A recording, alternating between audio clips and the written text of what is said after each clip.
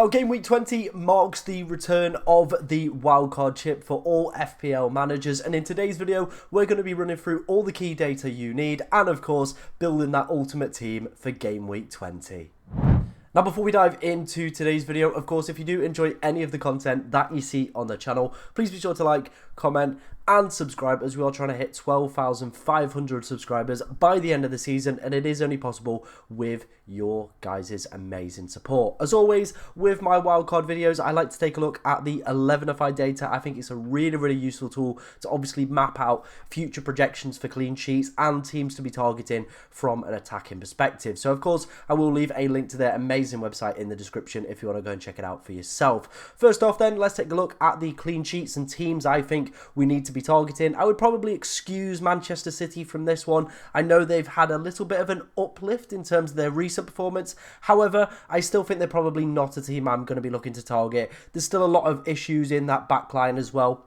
Still seem very frail despite managing to keep a clean sheet the other day. Liverpool and Arsenal are definitely two defences I think we should be looking to invest in. Obviously, they're sat first and second for expected goals conceded so far this Premier League season. And as you can see with that Arsenal backline as well, really strong projected numbers coming up over the next few weeks. Again, they've started to kick back into that gear of, managing to kind of keep teams at bay. Obviously, looking at the Ipswich game on Boxing Day, I think, was at 0 expected goals for Ipswich on that one. So it kind of exemplifies how well this Arsenal defence is doing at the moment. Of course, I'm filming this before the Brentford game though, so if any injuries do happen, please don't shoot me, but I am filming it before that one as well.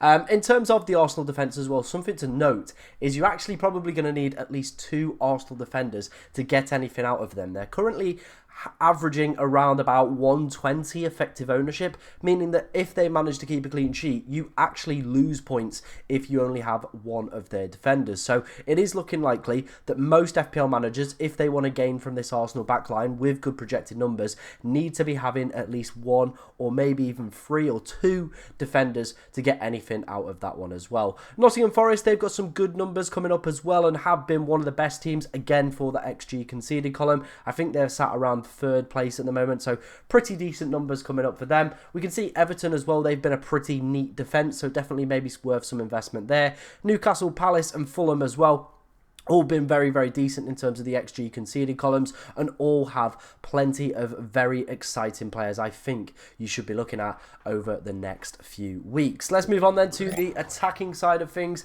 Again, it's probably going to be the same 3 teams. I don't really know what to explain to you guys here. It's kind of self-explanatory a little bit. I think City will start to tumble if they keep, obviously, to put in disappointing numbers. However, the 11ify model is not just based off one season model. It's of course based over many seasons. So City being one of the most dominant teams in world football for the past 5 or 6 years, of course is going to still have them quite elevated and not taking in recency biased. Liverpool though, looking really good with some great projected numbers coming up. Matchday 20 against Manchester United and how woeful they've been as well. Matchday 23 as well, looking like a very strong game there for their attacking players. Of course, the only problem is that rotation. Liverpool have 6 players fighting out for 3 spots. You've got players coming back from injury. Harvey Elliott can also slam up into that front 3 as well. So you're probably realistically looking at around 7 players, I would say, fighting out for 6 spots. Salah's not really going to be dropped, so you're narrowing it down to maybe 6 for 2 now, which is absolutely ridiculous. So there's a lot of rotation there. However, if we can time it correctly, I do think it could be very beneficial for us. Chelsea's good fixtures do continue. I know they've been in a recent dip of form. However, strong projected goal numbers over the next few weeks. So investment in Cole Palmer, maybe Jackson, if you think he's still going to be playing games, is going to be definitely worth it. Newcastle's are looking really good, so Anthony Gordon and of course Alexander Isak are probably, especially Isak, is an absolute must over the next few weeks for me personally as well. We're seeing Crystal Palace, Fulham as well, with some decent steady projected goal numbers as well across this period. Moving on then to some predicted points from the Fantasy Football Hub model. Again, another tool I like to use. It kind of just makes sure I'm in the right barometer with some of the teams or players I'm looking to target. As we can see there, Alexander Isak, we saw strong projected goal numbers. Again, we're seeing him top of this list. Same with Salah and Palmer. We saw both had really good projected goal numbers as well. Chris Wood, some good fixtures on the horizon for Nottingham Forest. A very popular player at the moment as well. On penalties, 11 Premier League goals and is the main man for Nottingham Forest in terms of those goal involvements. Saar is a really interesting pick. Same with Eze as well. They would probably be, I would say, more in the gamble category if you wanted to go down that route. Some really, really interesting fixtures coming up for Crystal Palace. However, obviously their best fixture against Southampton has just passed as well. Trent also could be a decent pickup on a wild card as well, with Liverpool having strong projected numbers. Him also being the top for points per 90 for defenders, and of course expected goal involvement per 90 as well. Bryan Mbeumo, a player that has gone obviously cold within the FPL community, looks like he could be back on the menu with a decent fixture this week, a bad one next week. However, then it turns into a really, really good run up coming up for Brentford as well. So maybe he could be a decent player as well. Mateta as well fits into that bracket with Eze and Sarr. And then finally, Anthony Gordon, like I said, looking at those strong projected numbers coming up for Newcastle, he could be also worth a bit of a gamble. That was, of course, the data. Use that however you want. Take screenshots, look at the players. Maybe it might make you think about one or two different players and different options as well within your side. But let's head on into my wildcard draft for Game Week 20. Wasting no time, let's dive into my team ahead of Game Week 20. Here we have it. Let's start off first with our goalkeeper and defence. Goalkeeper-wise, we have gone Raya and Fabianski. You could very easily slot Vladimirson in here as well if you did want to play in goalkeeper. But I do imagine Fabianski will be back and will be West Ham's #1 again at some point this season. Again, if you've got him, 4 million. Vladimirson, I think, is maybe around 3.9. So again, if you're a little bit tight for money, put him in with Flecken. But I don't know how long Flecken is going to be out for. In terms of the rest of the defence, though, if we look at the XG conceded column here, we have Arsenal in first. Then, of course, we have Nottingham Forest sat in third, Newcastle in fourth, and then Fulham not far behind them as well. So it's a really, really good selection of defenders we've got here with good projected data on the 11-5 models. Good coming up in terms of the expected clean sheet models as well. And like I spoke about with the Arsenal defence, we are of course going to need 2, I would say, to get anything out of it. Now it does mean, of course, sacrificing one of those Liverpool defenders. However, I do feel with the Joe Gomez injury, the Konate injury, I don't think Kwanzaa is at the same level. So I do think going for that Arsenal double up rather than trying to shoehorn a Trent Alexander-Arnold in here is probably going to be the right move for me and this wildcard draft. In terms of the other picks as well, Castagna comes in at 4.2, so a really, really nice cheap option with a great fixture. Like I said, Fulham have been pretty nifty as well in terms of those defensive numbers as well this season. Of course, the popular pick is going to be Anthony Robinson. However, money was tight. You could downgrade a few players and, of course, go and get him in if you did want to go down that route. Lewis Hall is becoming a very, very popular asset in FPL for very, very good reasons. Newcastle defensively have been very, very good the past few weeks. XG conceded numbers are moving in the right direction as well. He also is very capable of picking up attacking returns as well, which is something that you definitely want to see from a cheap budget defender like him. Aina's in here.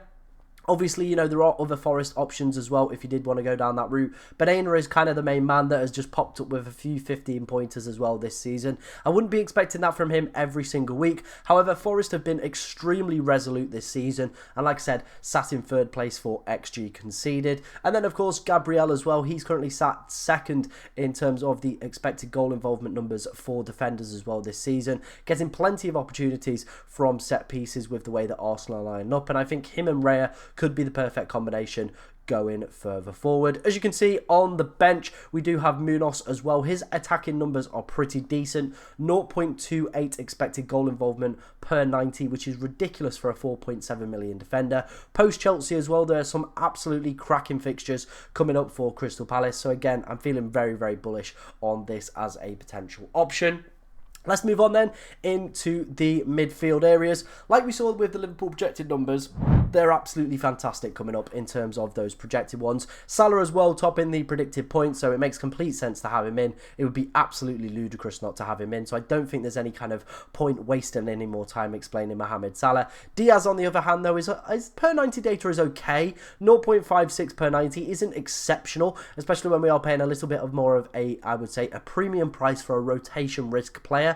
I probably would slightly prefer Anthony Gordon. However, with those strong projected numbers coming up, Manchester United, the form that they're in, I do feel like Liverpool could potentially go and put 3 or 4 past them, and that is why Luis Diaz has entered the side. However, his minutes when Champions League football does return in January could pose a little bit of a problem for you and your side, so maybe one to think about with that one. However, is one of the most transferred in players this week, and his ownership is on the rise, so maybe getting in early on it could be very, very beneficial. We saw Cole Palmer as well was also fancied from the predicted points, second for him, again on the 11-5 models as well. Really, really good data for Chelsea in terms of those predicted goal involvements as well. So again, very much a very easy pickup this week. Bryan Mbeumo also featured on that predicted points list. A great fixture coming up for him this week. You would bench him next week. Then you've got a pretty good run again from Bryan Mbeumo. His underlying data, considering he is a 90-minute man, is very, very decent.